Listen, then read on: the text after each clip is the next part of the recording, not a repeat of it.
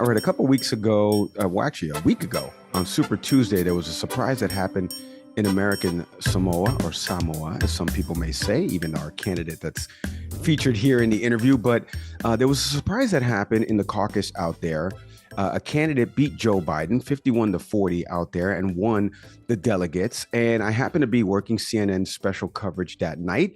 And everyone was like, "Do you happen to know who this person is?" And I said, "Yes, I do," because Nick and I happened to meet him a few weeks ago at a debate with the Free and Equal folks over at the Election Foundation there. So Jason Palmer, Democrat presidential candidate, joins us here on the show. Jason, Mike, and Nick, thank you for being on with us. Hey, Mike, Nick, thanks for having me on. I appreciate it. You know, Jason, it's not funny because Free and Equal and the Elections Foundation is trying to get more people noticed, right? More voices, more choices. So everyone is 60% of this country is not happy with this rematch that's happening. We want to learn more about other candidates. And so when I was at CNN, the media folks there were like, "I don't know who this person is. I don't know." And it's like, yeah, this is part of the problem because we don't give a platform to some of these other folks. So in that vein, I want you to tell the audience a little bit about your platform, your message. Why are you running for president of the United States? Yeah, I'm running for president of the United States because I've seen the future. Now, I'm a venture capitalist and an entrepreneur, and a few of the businesses I've started before, if you want to talk about them, one was 7 years too early, one was 20 years too early. And so I often have invested in things a little bit too early. As I've aged, I've gotten closer and closer to seeing like what's the immediate future, the 5 year future, 10 year future. And the immediate future I see, especially in my own market. I'm an education technology investor. I've been working on innovation and education for 20 years. Is that we're moving to what I call a no-collar economy or a new-collar economy, that more and more of these technology jobs, healthcare jobs, these are jobs that pay $50,000 to $200,000 a year. You can upskill yourself in less than a year to these jobs by getting certificates and credentials, and that catapults you into the middle class. They're like the blue collar jobs of the 50s and 60s, where you didn't have to go to college, but you could earn enough to achieve the American dream and be in the middle class. Those are the jobs now, these no collar or new collar jobs. And why does that matter? Well, in my particular sector, $200 billion a year is put in by the federal government into people going to traditional colleges and universities. And you probably have heard about the college debt problem, 1.8 trillion in college debt and growing. And not enough people know there is a faster, less expensive path to the middle class, and we need to fix that financial aid program so that people can use those loans to go to these no collar or new collar jobs programs that are at boot camps and certification training programs. And you've heard of them like Google Analytics, Microsoft SQL Server, Amazon Web Services, Google Cloud, et cetera. They're not all tech. A lot are in healthcare as well, like becoming the technician for any of the equipment that's being used inside hospitals and clinics. So that's the biggest part, is letting people know we have an education revolution underway and we need to steer the funding towards helping people quickly upskill to the middle class. The second thing is I see where our economy needs to go from a capitalist system perspective, and it's called conscious capitalism. It's not a term that I invented. I'm part of the conscious capitalist movement. You can read more about it on my website, but it basically involves companies called B corporations and impact investing. And B corporations are companies that don't exist just to make profit. They actually can have a multiple stakeholder approach. So a company can be people first and actually care the most about its employees or its customers, or it could be focused on improving the community or improving and having positive impact in the world. And all the companies I invest in are focused on this positive impact in the world. They're trying to help people get out of prison and get their first job. They're trying to help people graduate from high school or get these middle class credentials I was just talking about. And so we need to move our whole economy towards conscious capitalism. And there's a way to do that by passing a national B corporation law and actually changing the tax code so that if you're a 100% focused on profit and shareholders, you would be a C corporation, you'd pay a 25% tax rate. If you're a B corporation, you would only pay a 15% tax rate. And having been someone who went to Harvard Business School and has started a lot of companies in my life, I know every corporation in America will kind of twist itself over in a knot to try to become a B corporation. And in fact, big companies like JP Morgan, Chase, American Express, Patagonia, Whole Foods, Amazon have actually talked about moving themselves towards being in this conscious capitalism mode or this stakeholder capitalism mode, but they don't have a reason to do it yet. So we actually have to change the tax code to create this incentive to move the entire economy into for good businesses. There's more to the agenda focused on climate change, which is another part of impact, focused on giving people more rights and human rights around the world, which maybe we can get to. Jason, to that end, about just what you really sort of projected there in terms of economic vision, compare that to we heard the president on Thursday State of the Union talk about the fact that there are more jobs now not requiring a college degree, which is what you were Right. speaking to a moment ago. Yep. But what seems to get in the way of us really fully embracing that I really like that phrasing, by the way. No collar or new Yeah, I collar. will attribute that to you forever and ever going out of this Well, the conversation. thing is, I haven't even decided, is it no collar or is it new collar? Most of the young people I talk to say there's no collar at all in my world. So it should be no collar. So the youth are convincing me it needs to be no collar. Yeah, I listen. I got sweaters that have no collar. I mean, and it works for most of my meetings. So, but Jason, what then holds us back from embracing an economy that you just envisioned a moment ago? Well, there are many things. The biggest is, and this is actually the third pillar of my campaign, is that we need to modernize the government. The government is stuck in the human resources and financial management and kind of organizational design structures that date back to the 50s, 60s, and 70s, and it hasn't really been upgraded. And people who've been in government, probably a lot of whom are listening to the show, know about your GS11, your GS12, you get raises based on seniority. There's a whole pension system, and it's kind of geared towards people who are lifers, who are going to be in the same company, in this case, the government, for their whole life. What we need to do is we need to transform that HR system so that people can go into the government for 2, 3, 4 year tours of duty. And these could be entrepreneurs, they could be business people, they could be people who work in nonprofits, but they don't want to devote their life to the government. They want to go in, they want to have an impact, and they want to move on. And we also have to add more GS levels, 16, 17, 18, 19, 20, and actually have them be based on merit and actually be giving people promotions and additional pay. Government pay has fallen way behind the private sector. People in government need to be paid more. You probably won't hear that from any other candidate, but that is definitely the truth. And that, at the same time, we're paying way too much for consulting firms in the government because we've been trying so hard to squash down the number of employees. And that is actually, we're paying twice, 2 or 3 times more for all these consultants that are running around in the government as well. So there's, too many consultants. Employees are not being paid enough. The best and brightest are not necessarily going to work in government anymore. We need to revitalize this love of public service that used to exist here. And we got to change all those policies, HR policies, technology systems. This is not the sexy stuff. So I usually don't talk about the third pillar that much, but it actually is the most important if we're going to modernize our government and get it focused on delivering, the services that people need rapidly, efficiently, and correctly. Jason, let's get into a little bit of what you were hearing as you've been making the trail. You were telling me off air, and I want to bring it over here about some of the states that you've gotten on the ballot on. But let's dive into why we're actually talking to each other, which is the victory in American Samoa. And Totally. obviously, you had mentioned, I was mentioning earlier about the CNN stuff, and you happened to be in an interview with Laura Coates that night. So you were saying that this wasn't your typical victory. You did some town halls there. You had actually never visited there, but you heard some voter concerns. So why don't you tell us a little bit about what it is you were hearing from voters and why you think that they voted for you as their candidate?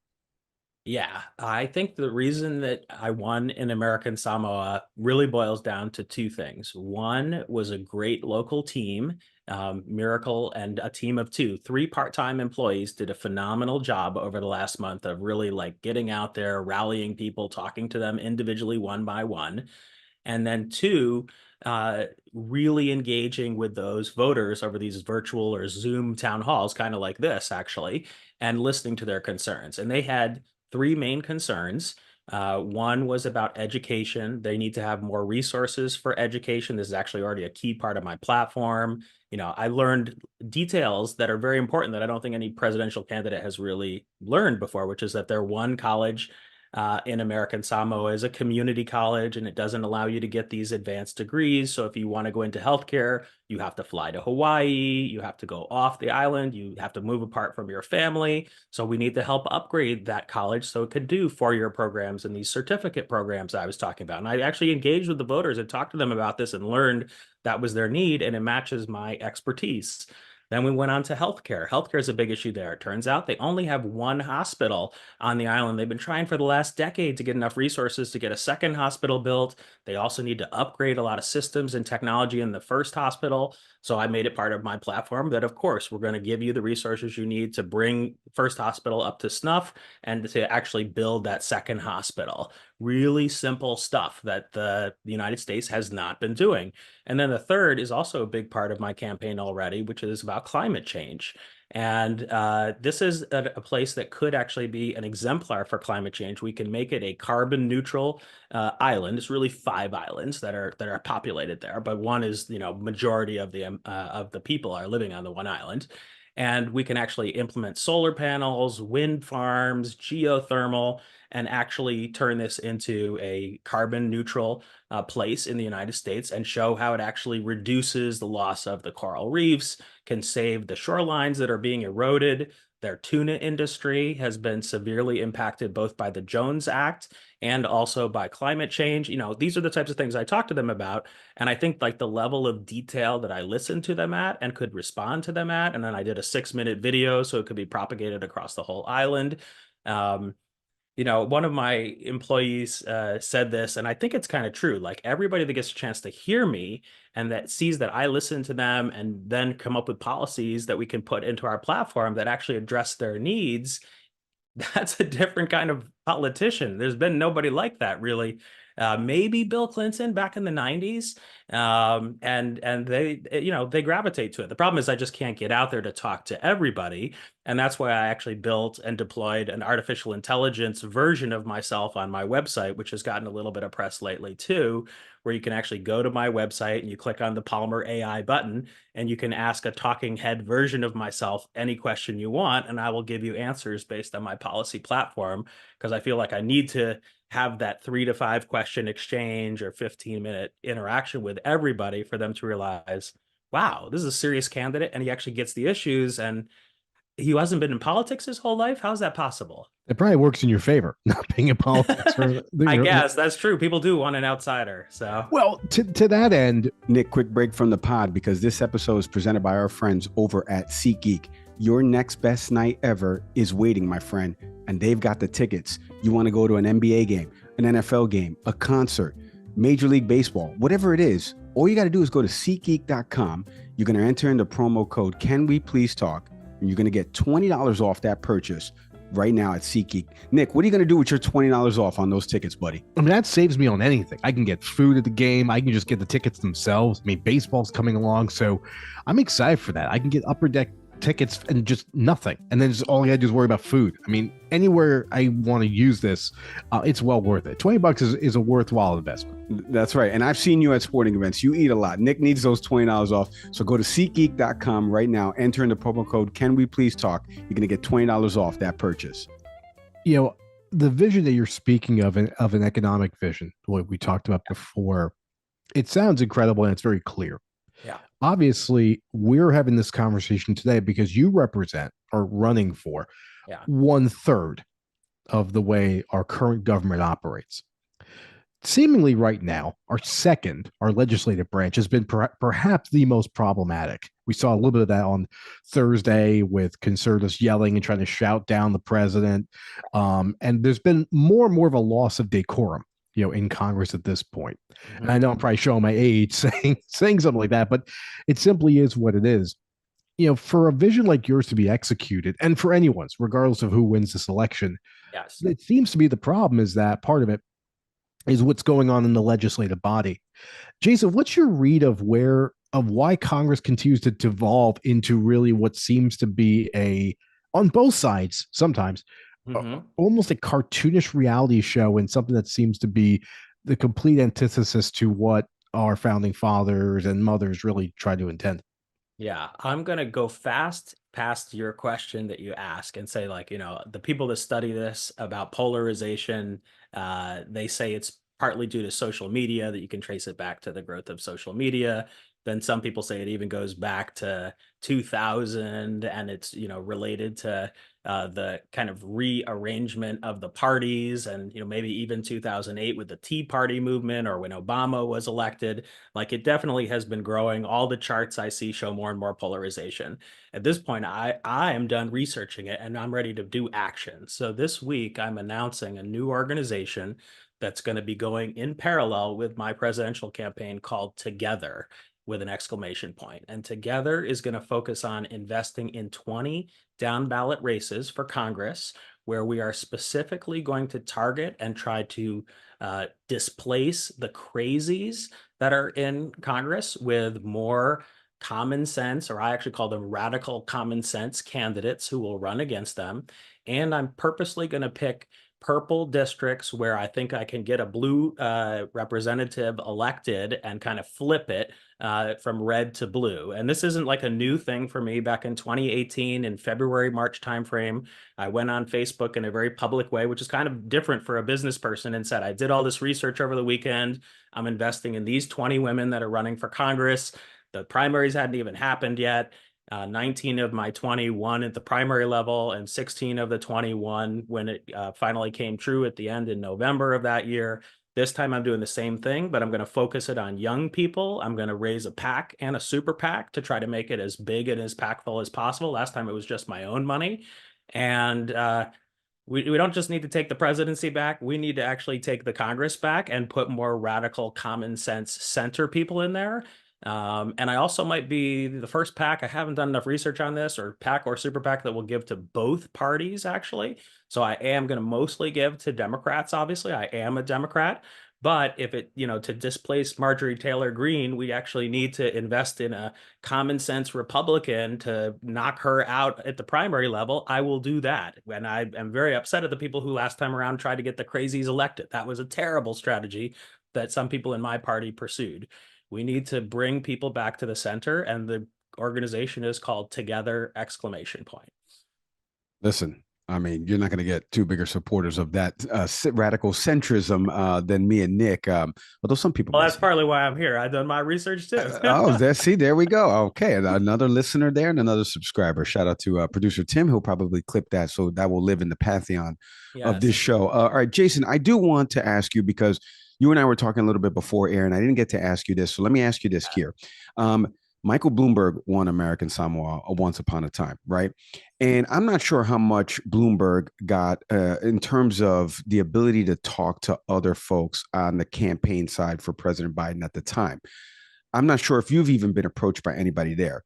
You were telling me, and you've said this in articles, about your friend telling you the chance of you winning the presidency is like an ant building a spaceship, which I thought was correct. a really bad friend. But at least he told you bluntly. So what I want to ask you is, and you just kind of gave a little bit of your answer of like what your plan is to do. But as you continue to carry this out right now, what is your message to President Biden right now? If he were to reach out to you and say, look, you've done a little bit of the legwork, you've gotten a little bit of the voters telling you some top issues for you, and they obviously voted for you, what would be your message to him as we get ready for this election cycle? If nothing goes in your direction, you mentioned a little bit about the PAC, but like, what else would you want a message to the president right now?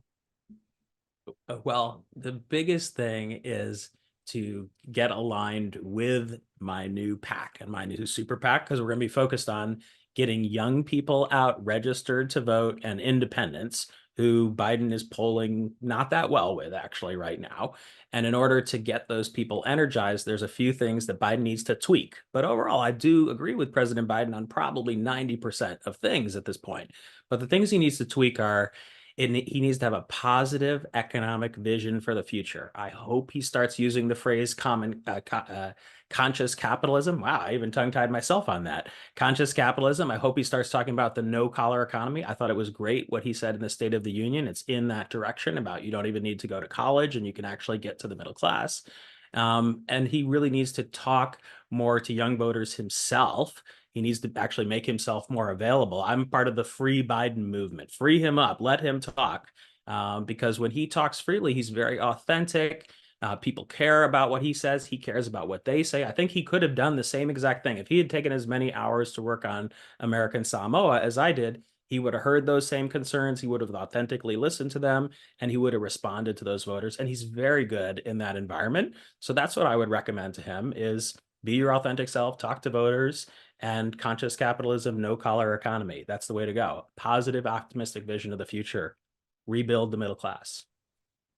Jason, on that point, we've talked now about I've alluded to the State of the Union a little bit, Yeah. and what you've been speaking to about free Biden seems to be, I think you've been more succinct about your analysis of it, seems to be sort of what people are picking up on, that the energy on Thursday is probably the most galvanizing we've seen from the president in a while. For me, it almost borders on, the 2017 speech after Charlottesville.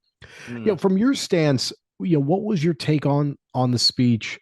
And where in what you've heard and seen from the president are those opportunities for him to really just further enhance that, to really further lean into to being freed up? Like what should his team potentially try to cut back on or try to not get in the way so that the most authentic version of Joe Biden is who we see from March 10th up until November 5th?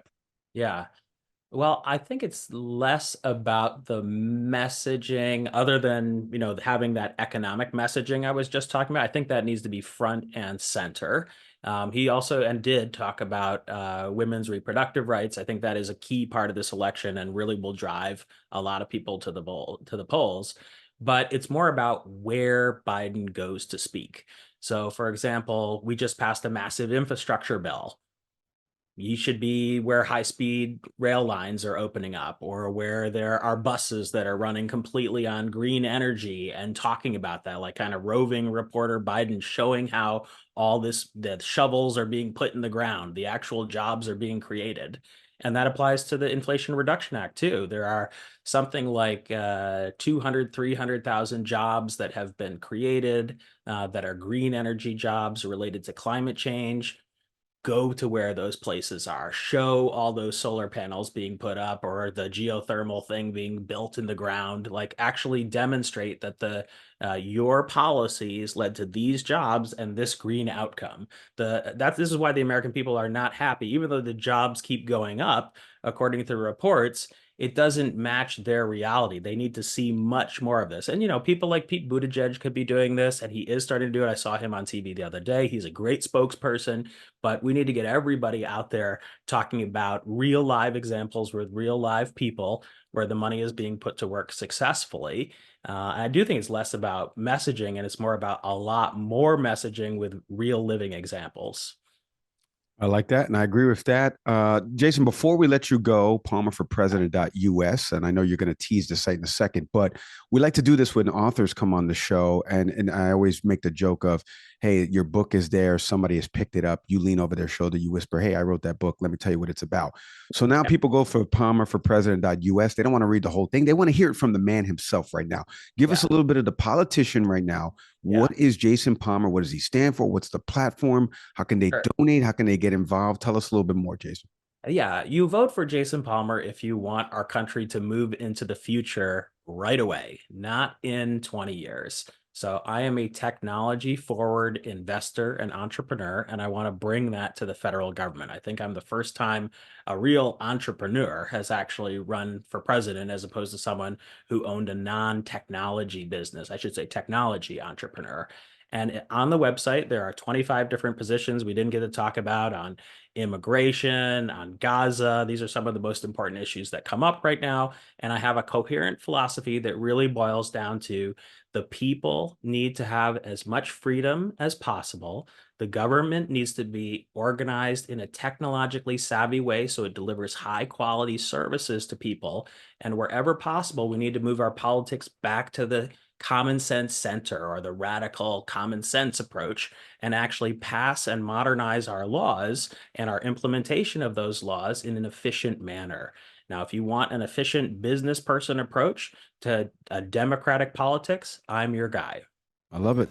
That's a great pitch right there. And we got a golf clap there from our co-host, Jason Palmer. Like I mentioned, palmerforpresident.us. Jason, listen, continued success to you in whatever direction it goes. We love the idea that you're going with respect to the pack and pulling people back into the proverbial middle. I think that's truly important in our politics and how it's become so divisive. So I wish you all the best. Continued success to you, sir, and please stay safe. Same. Thanks to both of you. This has been fun. Hey, thanks for watching the Can We Please Talk podcast. Whatever clip you just watched, we hope you enjoyed it, and we hope you stick around for some more. Subscribe to the channel. My partner's over here smashing the button. Come on, do him a favor. So hit subscribe.